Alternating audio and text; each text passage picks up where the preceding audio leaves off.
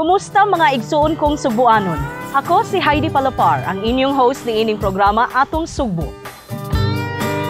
Pinaagi ning programa among ipadangat diha kaninyo ang mga kalambuan sa laing-laing dapit sa atong pinalanggang probinsya. Gawas ni Ana, ato usab nga sayran ang hinungdan sa daghang kausaban karon sa atong mga kalungsuran ug syudad dinhi sa Sugbo. Busa, diha lamang kamo ug uban ni kami sa pagbisita sa atong mga kalungsuran ug syudad.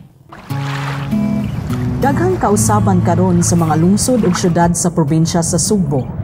Human sa dugayng panahon ug mga katuigan nga daw nahikatulog ang kalambuan sa kalungsuran, karon makita na ang talagsaon nga kausaban.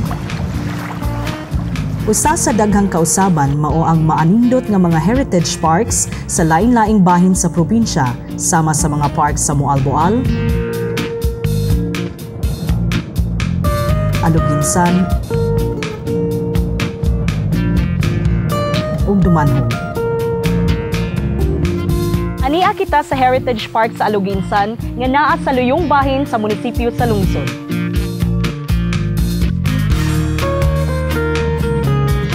Sa pipila ka katuigan, gipasagdan lang kining bakilid nga yuta diin anaa ang duha ka baluarte nga gitukod panahon sa mga katsila.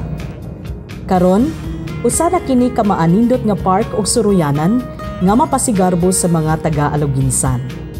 Lahi kining maong park kay gawas nga anaa kini sa usa ka bakilid, masuruyan kini bisan unsang orasa kay daghan man kinig mga kahoy nga naghatag og landong sa mga manunuroy. Gawas nga landong, hangin usab dinhi kay nag-umbaw man kini sa dagat diin makita usab ang nindot nga mga talan-awon. Tungod ani nga mga developments o improvements sa among Baluarte Park, di lang taga-Aluginsan kundi taga-uban nga mga lungsod o uban pagani mga kanang bisita pod sa mga taga-Aluginsan nga outside the country, ihimo na pod nilang usa sa ilahang suruyanan kining among park. So sa inyong makita, nindot kayo iyang vista, makita ninyo ang Tanyon Strait. Sentro niining maong Heritage Park ang nahabilin sa duha ka mga baluarte o bantayan sa hari. Mugbo lamang kini sila kay anaa naman kini sa habog nga dapit ug makita nagikan dinhi ang mga moros nga mangdagit ug mga Subuanon kaniadto aron ibaligya isip mga ulipon. Nahimo kining baluarte nga kabahin sa depensa kaniadto sa mga Subuanon batok sa mga moros. Usa ka paring katsila ang nagpasiugda niini. Siya mao si Padre Julian Bermejo. Kaning baluarte na construct ni siya under the Spanish priest Father Julian Bermejo, na siya ay responsible sa pag-construct sa mga baluarte south from Bolhoon, Oslob, Anadaon niya.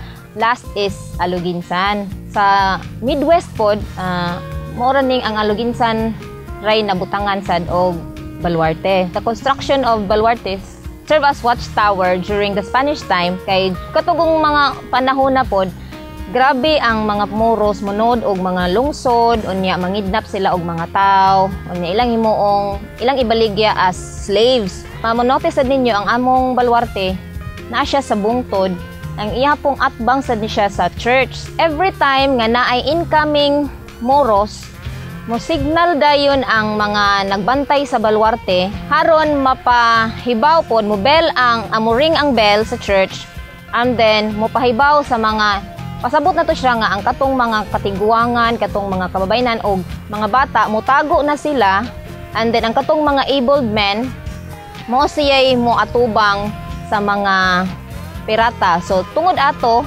na stop gyud ang mga atake sa moros, and dako kayo ni siya og significance sa among history.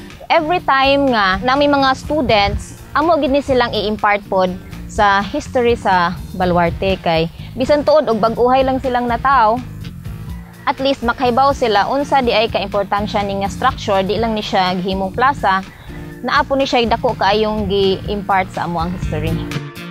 Daghang mga bantayan o baluarte ang natukod panahon sa mga katsila sa lain-laing bahin sa Sugbo, ug kasagaran ani gipanglimpyuhan na karon og gihimuan og parke ang palibot niini.